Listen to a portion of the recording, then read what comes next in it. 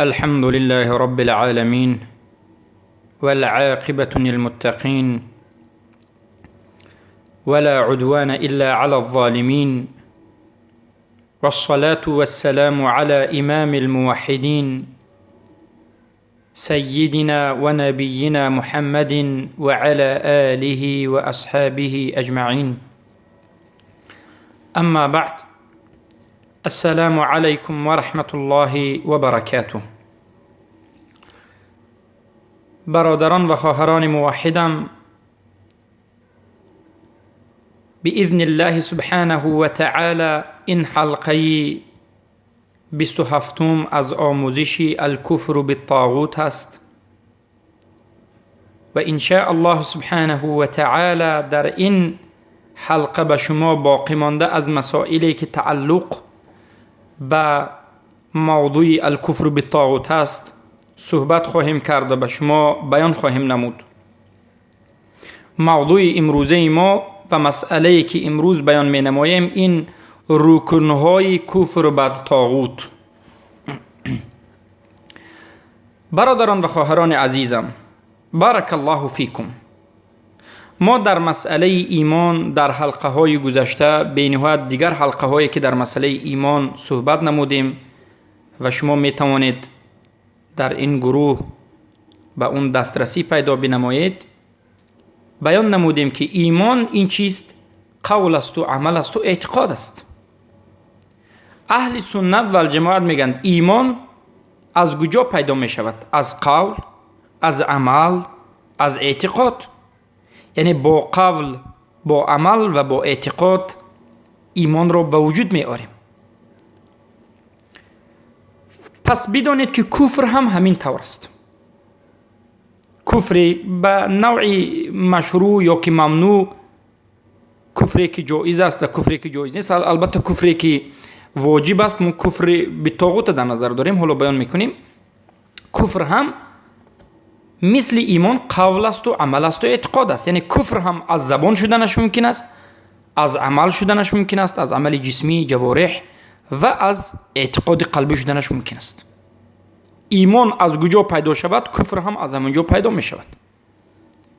ایمانی که مشروع است و واجب است و به هر یک من و شما فرض است و به هر یک انسان فرض است، فرض عین، این ایمان آوردن به الله، به قدر الله سبحانه و تعالی و به ملائکه های الله، به رسولان الله، به کتاب الله و به روز آخرت. و کفری که ممنوع است و حرام است، کفر به الله، به رسولش، به آن چیزهایی که الله امر کرده است، یا که عموما کفری که در شریعت این کفر را الله سبحانه و تعالی حرام کرده باشد. ایمانی که انکن ببینید ایمانی واجب بود، حالا ببینید ایمانی ممنوع، ایمان آوردن حرام، ایمانی که این ایمان به شرک میبرد، این ایمان به طاغوت است. ایمان آوردن به طاغوت یعنی تصدیق کردن طاغوت، اقرار کردن طاغوت، یا با زبان یا با دل یا با عمل. هر کسی که به طاغوت ایمان می آورد، یعنی چگونه؟ یا با زبانش یا با دلش، یعنی با اعتقادش یا با عملش همون طاغوت را اقرار و تصدیق می نماید. این ایمان ایمانی ممنوع است، ایمانی حرام است و این ایمان ضد ایمان آوردن به الله است. هر کسی که ایمان به طاغوت آورد پس ایمان به اللهش نابود می شود. پس برای همین می گوییم که هر کسی که ایمان به الله و به رسولش و به دینش عموم آورده است باید ایمان به طاغوت نآورد و ترک نماید طاغوت را. بعد از این بیان کردیم که کفر حرام و ممنوع است، کفر کردن، کفر آوردن به الله یا کفر به الله و رسولش و به دینش. اما کفری که جایز است، مشروع است و کفری که واجب است و فرض عین به هر یکی من و شما است، این کفر بر طاغوت است. ما باید به طاغوت کفر ورزیم، یعنی طاغوت را ترک نماییم، رد کنیم و عموما چیزهایی که در مسئله کفر بر طاغوت بود باید کفر بر طاغوت ورزیم. بارک الله فیکم. چرا این مسئله رو بیان می نماییم؟ برای اینکه بعضی ها بین این مسائل جدا کرده نمی توانند. پس ببینید، ایمان آوردن به الله و به دینش، ایمان آوردن به الله و رسول و دینش، این واجب است و کفر ورزیدن به الله و رسولش و دینش این البته حرام است و عاقبتش جهنم است. اما ایمان آوردن به طاغوت این حرام است، این ایمان ممنوع و حرام است و کفر ورزیدن به طاغوت این واجب است. از اینجا فهمیده می شود که ایمانی فرضی هست، آوردنش فرض است، و ایمانی که نه آوردنش فرض است. ایمان ممنوع، ایمان مشروع، ایمان ممنوع، کفر ممنوع و کفر مشروع. کفر مشروع کفر بر طاغوت است. پس بعد از این که ما این چیز رو به شما بیان نمودیم که ایمان قول است و عمل است، اعتقاد است، پس کفر هم به تمام نمودش قول است و عمل است و اعتقاد است. بعد از این که این به شما معلوم شد، پس میفهمید که کفر بر طاغوت، اجتناب نمودن از طاغوت، اعتزال طاغوت هم البته مثل ایمان، چخیلی که ایمان به وجود می آید باید همچنین به وجود آید. کفر بر طاغوت چگونه به وجود می آید؟ با قول، با سخن، با زبان، با اعتقاد یعنی با قلب و با عمل. مسئله کفر بر طاغوت فقط مسئله اعتقادی نیست یا فقط مسئله زبانی نیست، بلکه هم با زبان، با قول و هم با اعتقاد و هم با عمل. چگونه که ایمان قول است و عمل است و اعتقاد است، کفر بر طاغوت هم قول است و عمل است و اعتقاد است. اولا کفر بر طاغوت که متعلق به قول زبان است، به سخن زبان است. به مانندی، یعنی اگر شما سوال کنید که کفر بر طاغوت با زبان کفر ورزیدن بر طاغوت چگونه است، عملهای زبانی که کفر بر طاغوت را به جا می آورد متعلق به زبان است. این چنین است: تصریح کردن، آشکار و واضح بیان کردن کفر طاغوت، یعنی به زبانتون بیان میکنید، به مردم میفهمونید که انمین طاغوت است و انمین طاغوت کفر است و طاغوت کفر است و این سخنهای الله و رسول است. انمین کفر ورزیدن به زبان است. به زبان حقیقت طاغوت را، کفر بودن طاغوت را بیان کردن، این کفر ورزیدن به طاغوت است. بازداشتن مردم از طاغوت، دشنام دادن، حقارت کردن و دشنام دادن طاغوت، خیلی که ما بیان کردیم سخن شیخ سلیمان ابن حمدان، یکی از علمای بزرگ نجد را که شتم، سب، حقارت کردن و دشنام دادن طاغوت با زبان، تکفیر کردن طاغوت یعنی کافر گفتن طاغوت، تکفیر یعنی کافر خواندن طاغوت با زبان، بیان کردن و آشکار کردن و واضح کردن کفر طاغوت و تلبیساتش و این چنین دعوت کردن مردم به کفر ورزیدن به طاغوت و این چنین دعوت کردن مردم به نفرت طاغوت و تعلیم دادن مردم در مسئله کفر بر طاغوت. انمین همه این سخنهایی که عملهایی که بیان کردیم عملهای زبانی بود و انمین کفر بر طاغوت است. یعنی کفر بر طاغوتی که با زبان هست انمین چیزهایی که ذکر کردیم: تحذیر کردن، دشنام دادن، حقارت کردن، تکفیر کردن، کفرش رو آشکار کردن، مردم رو خبردار کردن، همه این کفر ورزیدن به طاغوت است، اما به واسطه زبان. این عمل زبان است، سخن زبان که عمل است و کفر بر طاغوت رو به جا می‌آورد. برای همین الله سبحانه و تعالی در سوره کافرون در اولین آیتش میگه که اعوذ بالله من الشیطان الرجیم قل یا ایها الكافرون لا اعبد ما تعبدون. دوم آیتش بگو ای محمد صلی الله علیه وسلم، ای کافرها، ببینید طاغوت پرستان را الله محمد صلی الله علیه وسلم رو، ببینید به عباره دیگر میگیم الله محمد صلی الله علیه وسلم را امر میکند که طاغوت پرستان را ندا کند به اسم کافر.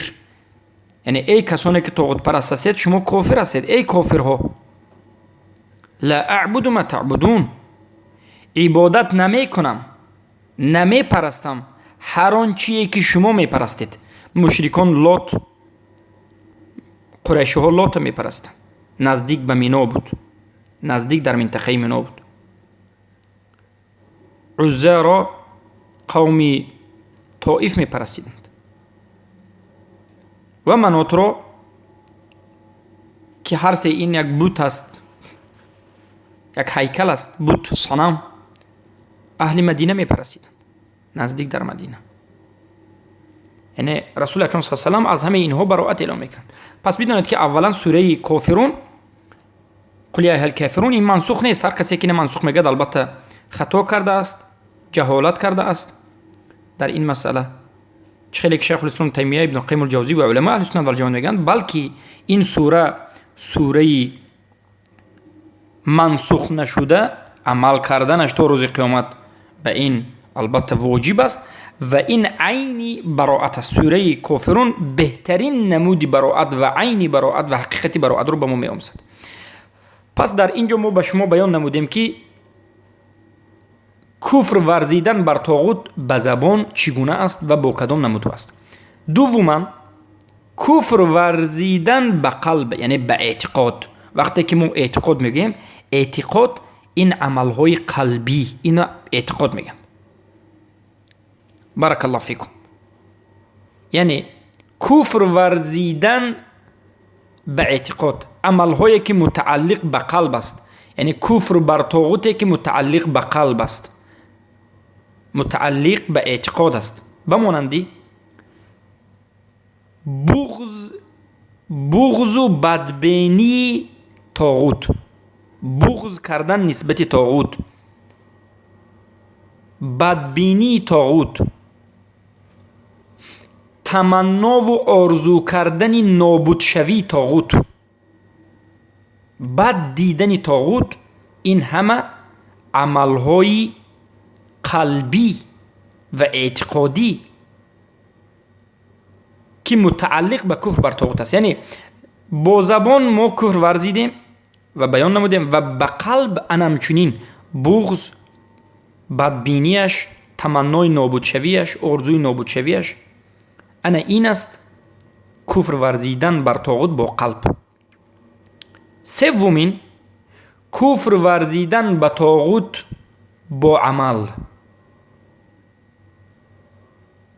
یعنی کفر ورزیدن به طاغوت با عمل، عملهایی که متعلق به کفر و به طاغوت است، عملی جوارح. ببینید این هم اولا اجتناب نمودن از طاغوت، یعنی جدا شدن طاغوت، مفارقه کردن طاغوت. مفارقه جدا شدن، دور شدن از طاغوت، اعتزال نمودن طاغوت، یعنی ترک نمودن طاغوت، مجانب از طاغوت به یک جانب دیگر رفتن و جدا شدن از طاغوت و دشمنی ظاهری به جسم کردن طاغوت و در یک مجلس هم نشست نشدن به طاغوت، در یک منطقه که طاغوت پرستی هست در همون منطقه زندگی نکردن و هجرت کردن به دیگر جای از نزد طاغوت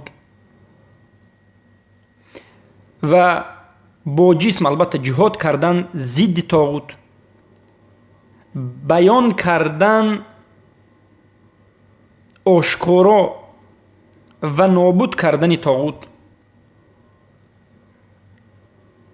یعنی البته نابود کردن طاغوت با زبان است، با جسم است، با قلم است، با نوشتن کتاب ها، با درسگویی است، با دست است. کوشش کردن به خاطر نابودی طاغوت،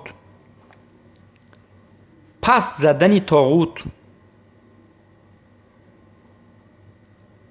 همه اینها البته کفر بر طاغوت، عملهایی که متعلق به کفر بر طاغوت است و همه اینها عملهایی که الان عملهای جسمی رو ذکر کردیم، اینها حقیقتی کفر ورزیدن به طاغوت را با جسم نشان میدهد و صفتهای اجتناب نمودن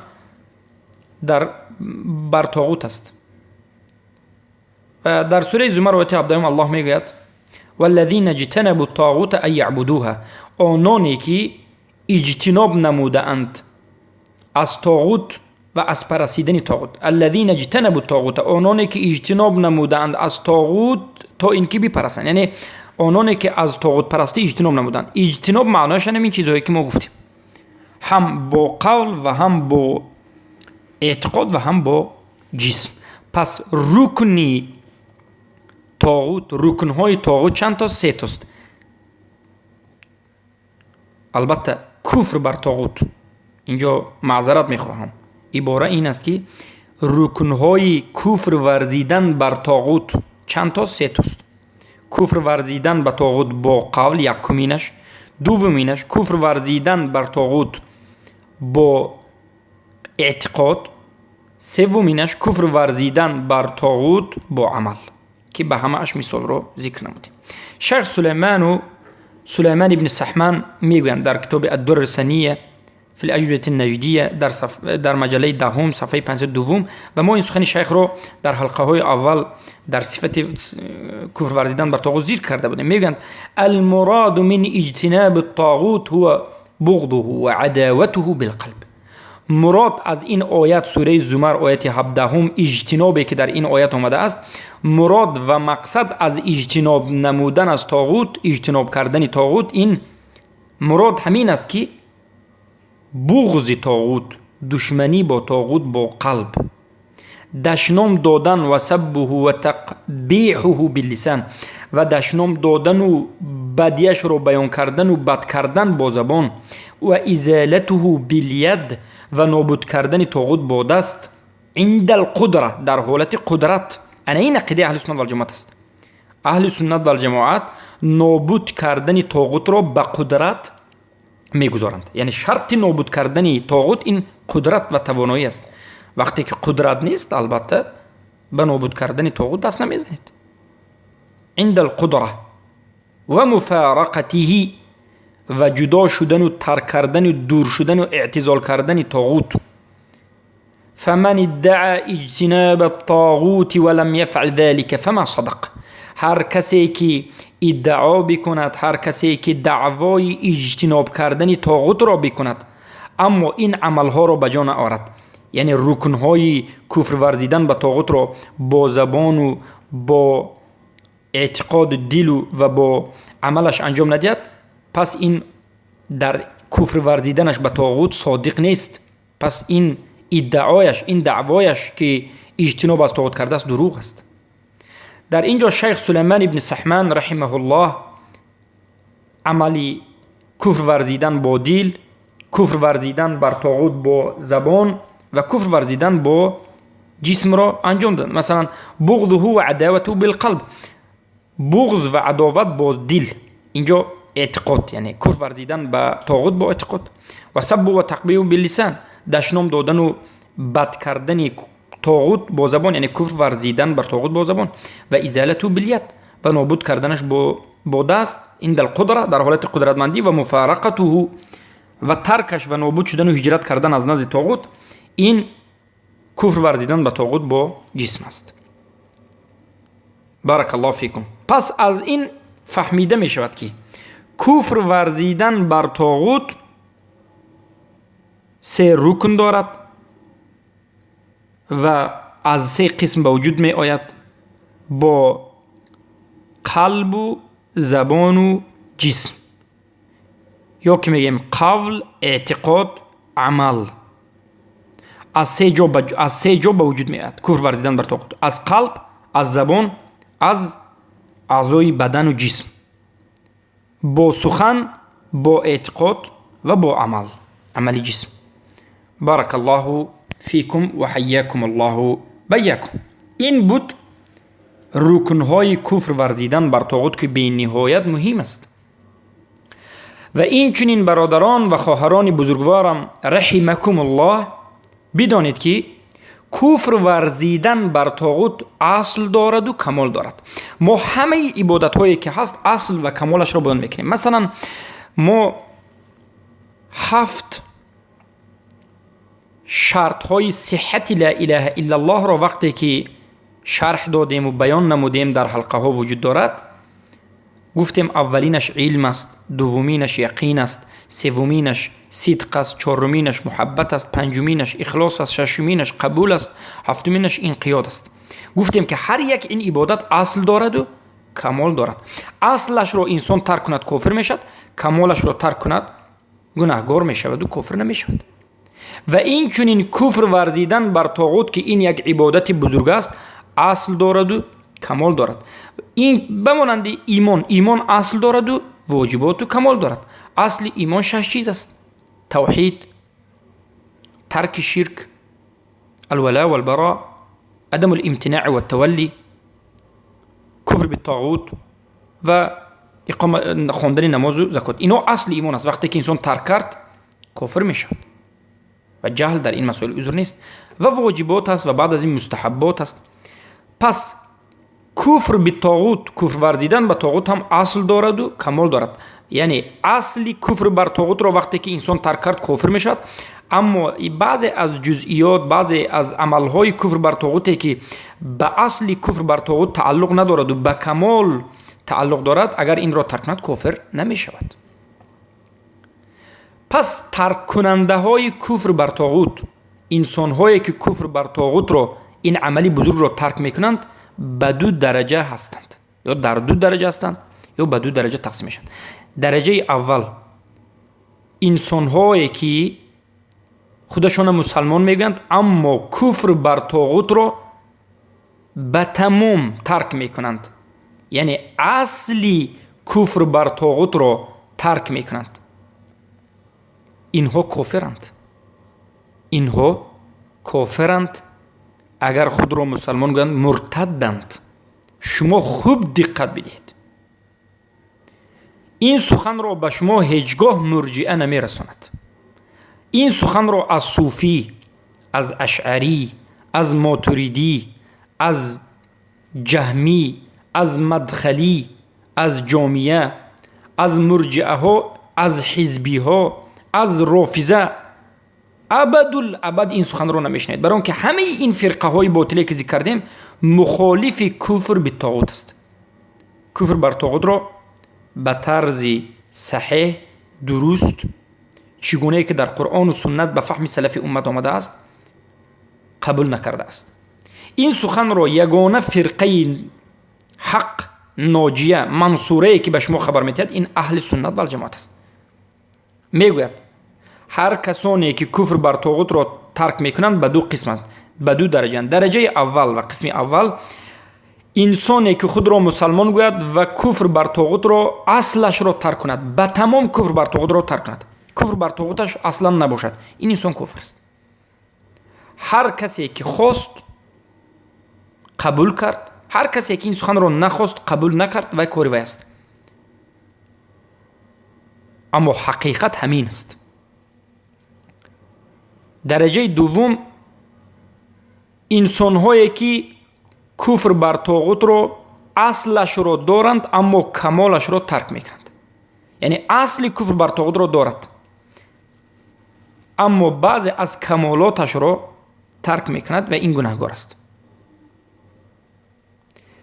شما سوال شاید بدید که اصل و کمال را ما چگونه فرق میگذاریم؟ اصل این است که شما یک طاغوت را فهمیدید که طاغوت است، اینا تکفیر کردید، اینا رد کردید، قبول نکردید، این اصل است. کمالش این است که یعنی مبالغه کردن در اعتزال، مبالغه کردن در اجتناب کردن طاغوت و البته دشمنی را آشکار و واضح، سخت و از شدید گرفتن، یعنی کاملا 100% به وجود آوردن در مسئله دور شدن از طاغوت.